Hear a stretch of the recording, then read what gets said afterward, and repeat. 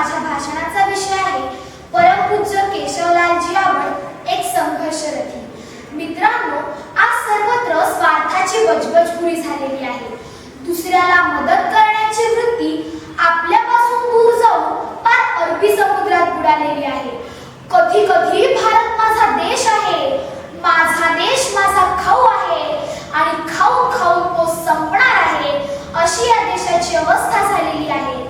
अशा या शिक्षणाचा धंदा झालेल्या आपल्या भारत देशात तुफानातून पुढे जायचे हे आव्हान स्वीकारूया, असे म्हणत संघर्ष करत या जैन गुरुकुलाची स्थापना करणारे आणि घरापासून तर थेट इंग्रजांपर्यंत सर्वांशीच निधड्या छातीने लढणारे केशवलालजी आवड मला एक लढवय्या वाटतात। अंधारलेल्या वाटेवरचा एक दीपस्तंभ वाटतात। कवी बाबू बोरकरांच्या शब्दात म्हणायला गेलं तर देखणी ती पाऊले ध्यास पंथे चालती, देखणी ती पाऊले ध्यास पंथे चालती, वाळवंटा कुणी चालताना स्वस्तिपद मेरे खिती, स्वस्तिपद मेरे खिती। याचा साक्षात पुरावा म्हणजे केशवलालजी आवड। अहो, स्वातंत्र्य चळवळीत लोकमान्य टिळकांना अटक झाली म्हणून तब्बल 12 वर्षे साखर सोडणारे आणि असहकार चळवळीत तहसीलदाराची टोपी जाळणारे केशव काका ग्रेटच नाहीत का?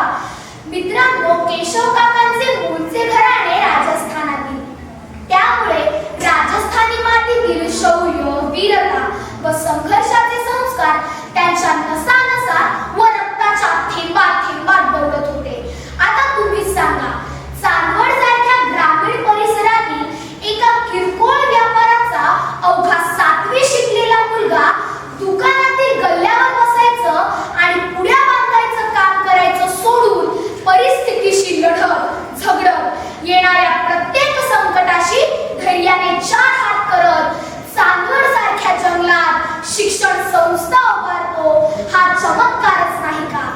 म्हणूनच केशव काकांबद्दल मला म्हणावेसे वाटते, जो आंधी से टकराता है उसे तूफान कहते हैं, जो आंधी से टकराता है उसे तूफान कहते हैं, जो तूफान से टकराते हैं उसे केशव काका आवड कहते हैं, जो तूफान से टकराते हैं उसे केशव काका आवड कहते हैं।